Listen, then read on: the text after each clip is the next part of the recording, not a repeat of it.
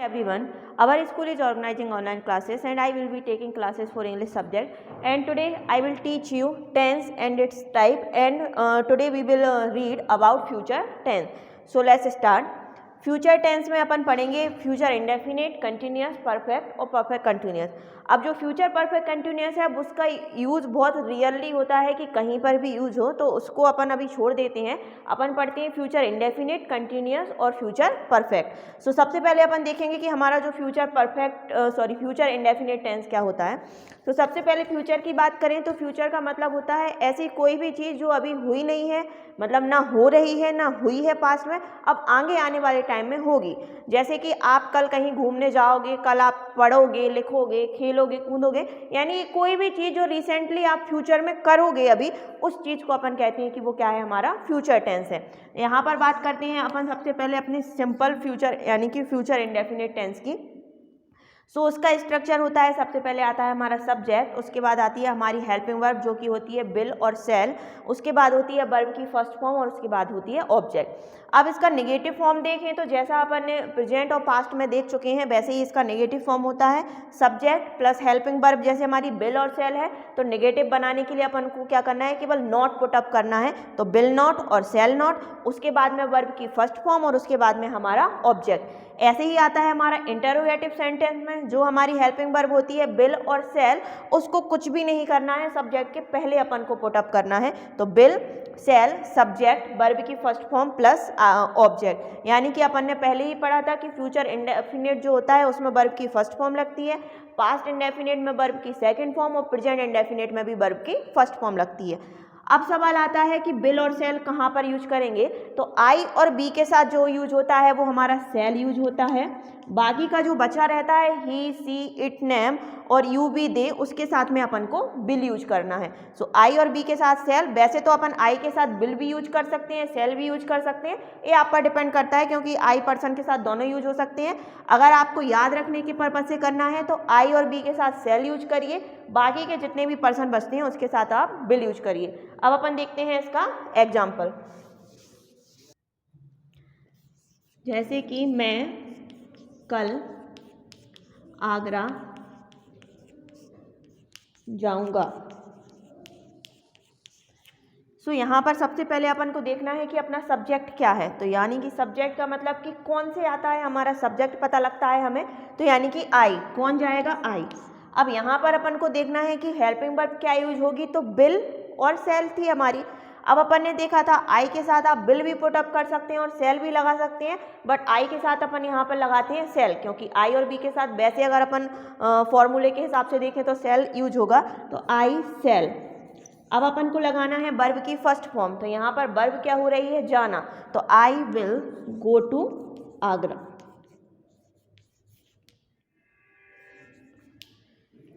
अब ठीक है, यहाँ पर ये हो गया हमारा फ्यूचर इंडेफिनिट टेंस। अब यहाँ पर अपन एक देखते हैं इसका ही नेगेटिव, तो आई शैल।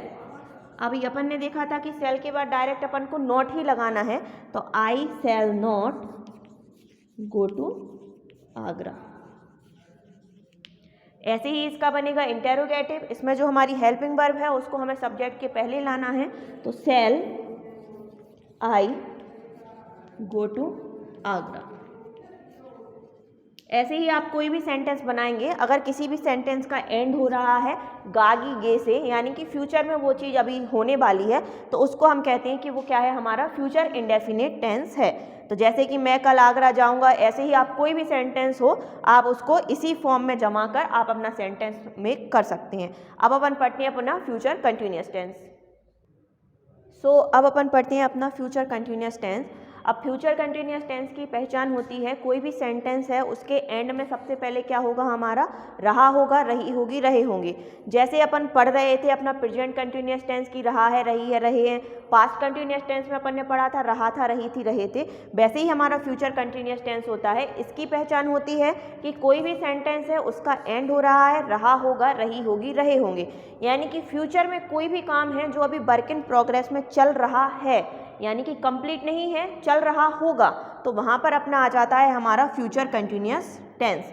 अब अपन देखते हैं इसकी हेल्पिंग वर्ब, तो इसकी हेल्पिंग वर्ब होती है विल बी और शैल बी।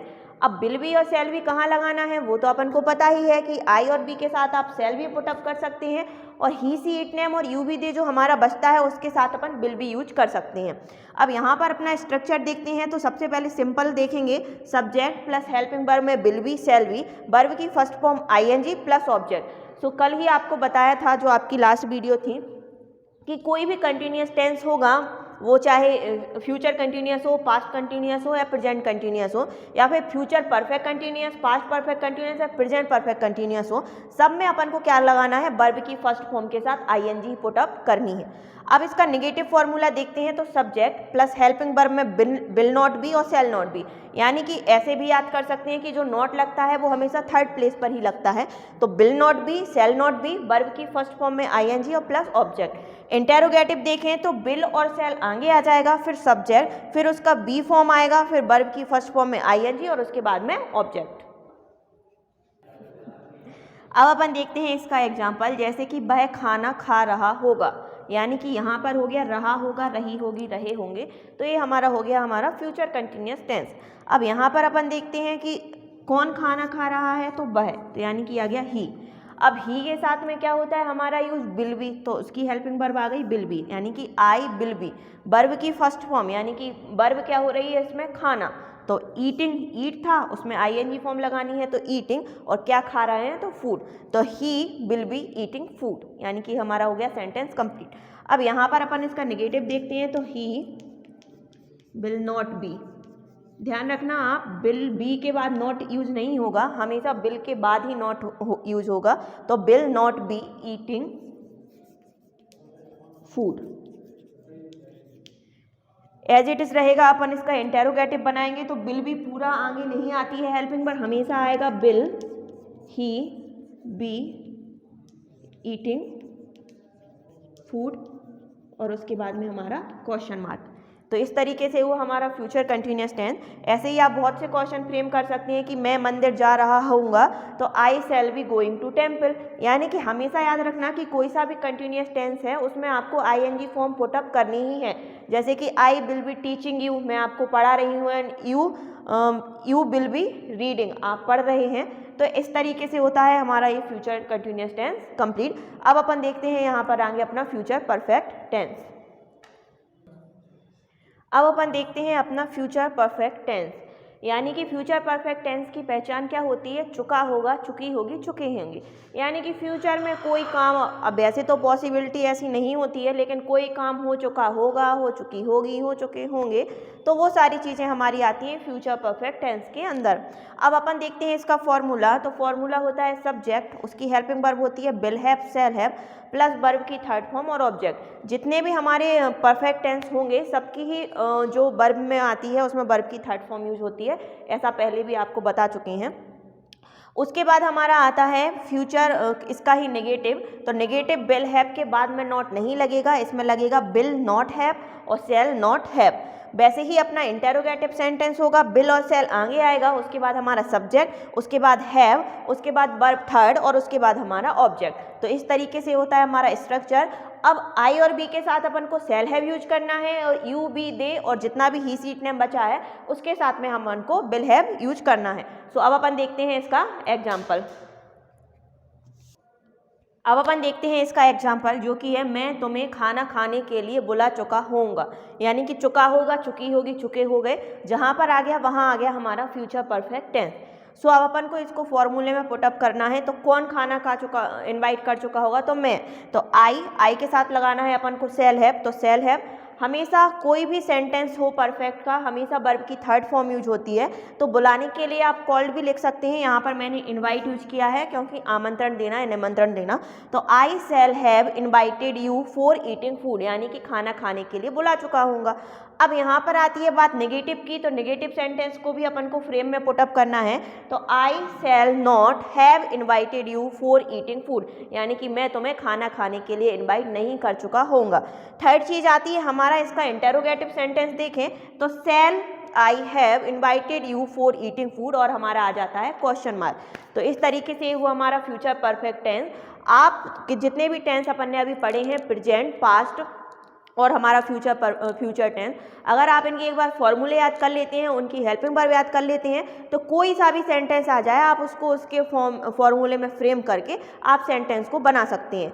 अब जैसे आपको बताया था कि हमारा जो फ्यूचर इंडेफिनिट टेंस होता है और उसके प्रेजेंट इंडेफिनिट, पास्ट इंडेफिनिट और फ्यूचर इंडेफिनिट, इसकी हेल्पिंग वर्ब को आप 1 to 1 करके याद करेंगे। जैसे कि इंडेफिनिट में वर्ब की फर्स्ट फॉर्म यूज होती है, पास्ट इंडेफिनिट में वर्ब की सेकंड फॉर्म यूज होती है और फ्यूचर इंडेफिनिट में वर्ब की हमारी कौन सी फर्स्ट फॉर्म यूज होती है।